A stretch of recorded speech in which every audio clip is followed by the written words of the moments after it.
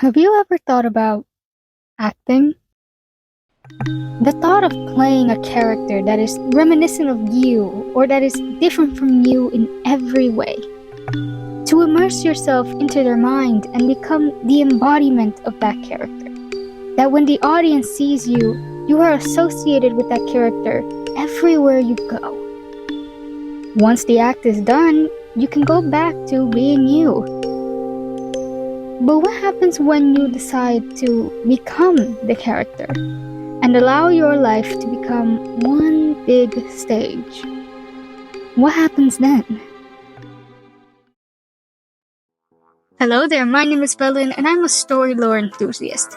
There's nothing I like more than a good story, and Sparkle here happens to be an interesting and one-of-a-kind character, which is to be expected of the representative of the masked fools.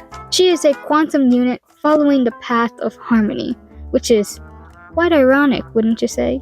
She is an actor. She lives for the theatrics, but you will come to realize she isn't your common actor. Her role in the story so far has been minimal. On the surface, anyway. But she has made quite the impact due to her particular behaviors. The trailers have gassed her up, and I'm feeling the hype. So come on down, let's explore this incredibly bizarre character together. But before we go on ahead, I just want to thank everyone for the support on my first analysis video, which was the Doctor Ratio analysis. And also wanted to thank you guys for more than 200 subscribers. It means a lot to me. I was glad to hear so many enjoyed it. This is a lot of fun for me, and I can't wait to do more in the future. With all that being said, let's not delay this any longer. This is a Sparkle character analysis. A curtain that never falls.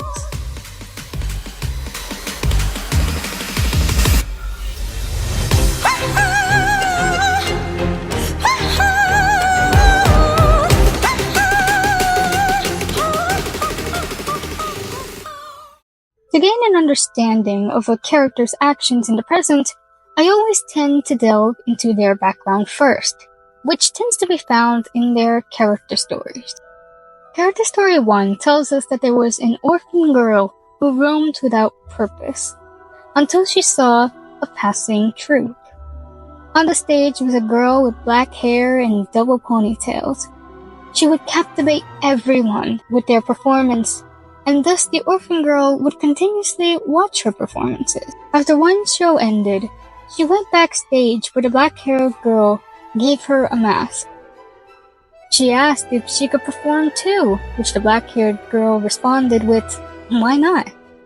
If others believe you are Sparkle, then you are," and told her that it was time for her show. The orphan girl did her performance, but it wasn't perfect. Despite this, the black-haired girl said it was just a minor mistake, and that as long as nobody noticed it, it was alright. The troupe was going to leave the next day. She told the orphan girl that for as long as she wanted, she could be the true Sparkle and make her for whoever she wanted her to be. They were a small troupe. Not many watched their performances. It brought the black-haired girl immense joy to meet someone like the orphan girl who would remember the name Sparkle. The black-haired girl gave her her mask and said that when she would wear that mask, she would have the power to become anyone or no one at all. And if she really wanted to be an actor, that she should set her sights on a larger world and explore new horizons. And with that, Character Story 1 comes to an end. So this is of course Sparkle's origin story. A heartwarming story of a girl wanting to make the character live on. That means the rest of the character stories must continue to expand on Sparkle's journey, right? Well, of course it's Character Story 2 tells us about the last descendant of a puppet clan. The descendant was a girl who lacked freedom. Her life was bound by the will of the mask because puppets were mere vessels for the mask. According to their legend, the longer a puppet wore a mask, the higher the chances of them gaining a soul that resembled that of a real humans. She was the last descendant of her clan because in human folklore, the masks were depicted as tools used for resurrecting the dead. Thus her people slowly faded away, and only she remained. She herself wasn't interested in becoming human. She dutifully obeyed the mask even though she had the chance of being hunted by humans. It's not like she had a choice. Disobeying the mask was not an easy task after all. Her expressions needed to match that of the emotions provided by the mask, and her voice needed to fit the emotion being conveyed. For example, she needed her voice to be cheerful and smile when happy. When angry, had to grit her teeth, you get the idea. She needed to be as expressive as possible. Because of this, she actually managed to blend in with her surroundings, maintaining her lifestyle for many years. She even managed to become a playwright. There was a moment where she wondered if there was perhaps another type of mask that existed in the world. That when the mask was worn, they would laugh when seeking revenge, shed tears when smiling, be silent when raging, and say the most chaotic and sarcastic things with complete calmness. Of course, she couldn't physically do this, as this would be disobeying the mask. But since she was a playwright, she could write her characters to explore these ideas. One morning, however, her doorbell rang. It wasn't her usual delivery person at the door. It was someone else. They wanted to have a chat. They had read her latest work and were curious if she knew anything about the mask. And with that, character story 2 comes to an end. Leaves us on a bit of a cliffhanger, right? But hopefully character story 3 can continue it. Right? Character story 3 begins with a faceless girl realizing that she must be under some kind of curse. She couldn't feel any stimuli. All her senses were intact, but she couldn't react to them. She couldn't feel any range of emotions. She could only strive to observe others' reactions in different situations to understand their feelings. In order to do this, she would seek out targets for her interviews. The targets would be tied to a chair and interviewed. The questions she would ask were meant to trigger a reaction. Each one would give a distinct reaction, and she would continue to ask them questions day and night until they passed out. She would then send them home and find no one. The town's inhabitants all had nightmares of being trapped by this blurred-faced girl, where they could only respond repeatedly until she would record every detail onto a paper mask. When one was full, she would simply fill up another. The townsfolk then claimed to see paper masks flying through the air in the middle of the night, as if they were residents living in the shadow town. The young lady didn't really know about everything that was happening. She just gathered all the information of people's emotions and their perceptions of different things to make more paper masks. She believed that though she had no emotion, the mask she would create had flesh and blood. She believed one day they could become real beings. And that wraps up character story 3. Are you confused? Well, that's fine, cause so was I when I first read these. When I first read these, I felt as if I had read a whole bunch of one-shots. The narratives were very detailed and they felt very different from the usual character stories. And ultimately, altogether, they made no sense. On their own, they were perfect and wrapped up pretty nicely. It felt like pretty normal, standard storytelling. But trying to connect them together made it all an enormous mess. I was so confused until I kept reading and realized something. This was purely intentional. They aren't supposed to be tied together. And these are stories for different people. No, they are stories for different characters. You might be wondering, bro, what the hell are you talking about? Well, no reason to fear. Allow me to make it clear. It's time for the full context.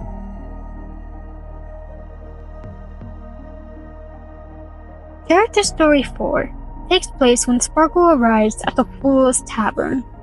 And when I read this character story, I understood just who Sparkle is. At the start, it says the following. There are a few versions that are particularly popular. And thereafter, she admits the truth. A truth that was foreshadowed from the very beginning in the character details and even in her voice lines. It told us Sparkle is an actor who is engrossed with the art of theatrics and someone who uses many masks. However, at the time, we didn't know how far her engrossment with the theatrics really were.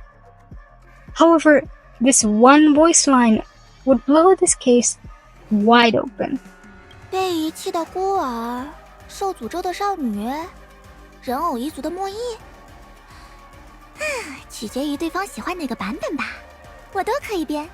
This line showed us just how far Sparkle went with her acting.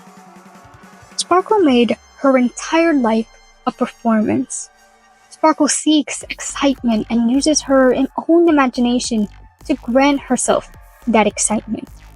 She imagines different lives, different scenarios, and plays them. Not by following a script, no.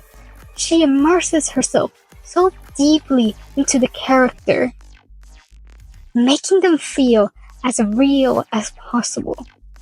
She gives them a story, a motive, a role, a motivation, both logical and emotional, and ultimately convinces herself that they are their own individual.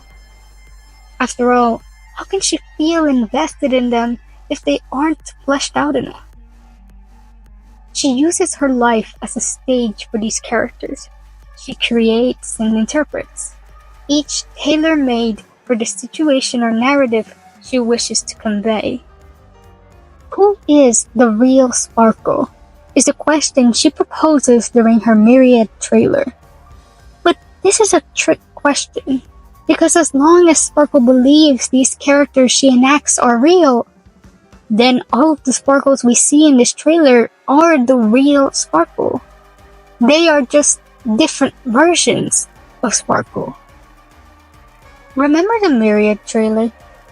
The first part of it was her holding an ordinary mask, much like that of the orphan girl in Character Story 1. The next scene shows her and the mask sharing the same expressions. When she was angry, so was the mask. When she was happy, so was the mask. Much like the story she made of the descendants of the puppet clan, where she was forced to reflect the will of the mask. And then the final scene, where the mask distorts and acts chaotically, which is much like the final quote from the puppet clan's descendants' thoughts, where she wondered if there was such thing as a mask that could shed tears when smiling, remain silent when raging, and would laugh when taking revenge. What we saw in that trailer was her different characters that she has portrayed. The first one, the 90th, and the 990th. Perhaps they are not precisely the same ones from her character stories, but what we do know is that they are indeed characters, different performances with distinct characteristics of Sparkle. They are all Sparkle, as long as she believes they truly are real.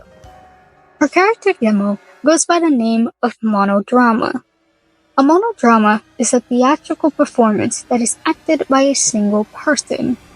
Her trailer is a monodrama, a show acted by herself, where she plays her distinct characters. The characters mainly focused on were the red mask Sparkle and the white mask Sparkle. The red masked one breaks into the white masked one's room and wants to play Russian roulette with them. It's clear from their interactions with each other that the one in white was more tame while the one in red was far more chaotic. Elated, but in an unhinged sense. Sparkle's base mask is a half-white, half-red kitsune mask, which, if you did not know, a kitsune mask can be classified as either good or mischievous, which seems to be what is being portrayed here. Sparkle as a whole is both chaotic and insane, while also being calm and playful. The one in red and the one in white seem to be two characters created by Sparkle, who seem to be based on Sparkle's common behaviors. When writing a character, it's not uncommon for the creator to take specific traits from themselves and hand it over to different characters. If we combine the one in red and the one in white, they become the half-masked Sparkle, which is also demonstrated in the trailer with the scene of the white mask morphing into the water.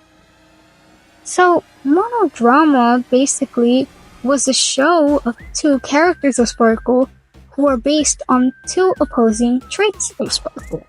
Sparkle at the end of the trailer reinforces that this was an enactment by asking us if we were scared after the fake end credits played. Many initially defined Sparkle as psychopathic, or that she has personality disorder, or that she's delusional. But the word I would use to describe her is insane. But not in the way you would think. Her actions in of itself are certainly insane. But what is, to me, truly insane is not her actions, but rather the significance behind her actions. She is insane for just the act alone of wanting to use her life as a means to put out her creativity.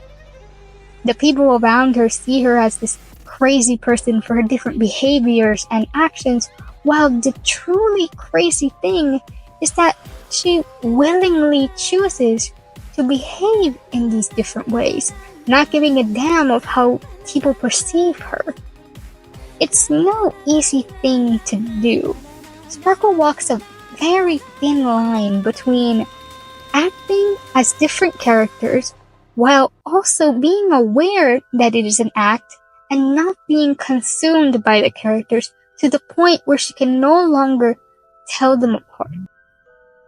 She is aware that she is always playing a character and is simply treating them as if they were real individuals. The average person would end up abandoning themselves or forgetting themselves after playing so many roles in their average life. Yet her, though definitely not sane, because no sane person would act as a character willingly on a daily basis, she can still tell herself apart from the characters she plays. She doesn't care what people's perception of her is. She will be faithful to her character and role she wants to play. Whatever happens outside or how people perceive it is irrelevant, as long as it is amusing and entertaining to her. She might even play characters that she might not even morally agree with, but she does it because she wants to experience different perspectives. She does not give herself limitations to what she can act as, because if she did, she would feel like she's missing out. Such a grand stage, yet can only do so much? Absolutely not. She will use it to its fullest potential. She can be evil, she can be cruel, playful, she can be whatever she wants. On the topic of limitations, Sparkle mentions she dislikes Sample because he limits himself, which in her eyes kills the vibe. he will never cross a certain moral line. He may be a masked fool, but he has morals. Meanwhile, Sparkle is an extremely morally gray character. She is not designed to be liked nor detested. She is an abstraction. As Simple said, she is a masked fool, and finding the logic in it, in essence, is illogical. Finding her moral standing seems to be just as illogical. But that doesn't mean understanding her is illogical, you know? Her having a simple reason doesn't make her a bad character. Sometimes a person doesn't need a complicated reason to do what they do. And as the masked fool, her motives are more than fitting. And by understanding that, the player can be able to decide how they truly feel about her. How they feel about a character who stands on switching grounds and roams without rhyme and only with one straightforward reason. With the understanding that everything Sparkle does is for amusement and an enactment of her own imagination, we can now understand her actions in the present and going forward. As I said in the beginning, on the surface, so far, Sparkle hasn't been particularly relevant in the main Trailblazer story of 2.0, and by that I mean that she hasn't had many screen time. But the impact she has had on the story is quite prevalent. Sparkle disguised herself as Sample merely for the thrill of it and showed us some interesting stuff that at present we still have yet to know its significance, if it even has any at all. She sends us to the dreamscape where the memory meme "something onto death" lies, and then at the end reveals she was pretending to be Robin, who at that point was declared dead. With her character in mind, we can determine that in Penacony she is playing a character too. However, the motivations of that character she is enacting cannot yet be determined. In her companion quest with Black Swan, we see a memory. And the memory was certainly the memory of all time. And the quest itself was pretty straightforward. Sparkle puts Black Swan to solve some mysteries set up by Sparkle, and that was that. However, many speculate on the significance of the mysteries made by Sparkle. Is she foreshadowing the story of Penacony? Is it a red herring, an implanted diversion to mess with us? What is her goal? Well, I mean, one of her talent's names is literally Red Herring, which causes her to misdirect her enemies. But in truth, at this point, there is no way of knowing this. We will just have to wait for the story to unveil, and all will be revealed in time. And we will get to see just what this Sparkle is planning. And now the curtain draws to a close. Sparkle definitely has more to her that has yet to be explored. I'll most likely make a sequel video to this one once Penacony wraps up in 2.3, since in the live stream of 2.0 they've established that 2.3 will be Penacony's epilogue. I just really wanted to talk about Sparkle's current established character because I thought she was really fascinating, and I just wanted to share it with those who maybe don't like reading, lore skipper, they don't look at the voice lines, or, they just don't have the time. If you made it to the end here, I want to thank you so much for watching. If you enjoyed it, leave a comment below. I'm curious. What were your initial impressions of Sparkle? And what do you think of her now? Please feel free to subscribe to the channel. It would mean a lot to me. I plan on making more analysis in the future. I currently have a few in the drafts for you to look forward to. I also upload clips, compilations of Honkai Star Rail, and fan art if that's also your thing. And remember, You don't need to like a character to appreciate a character. Well, folks, what are you waiting for? Show's over.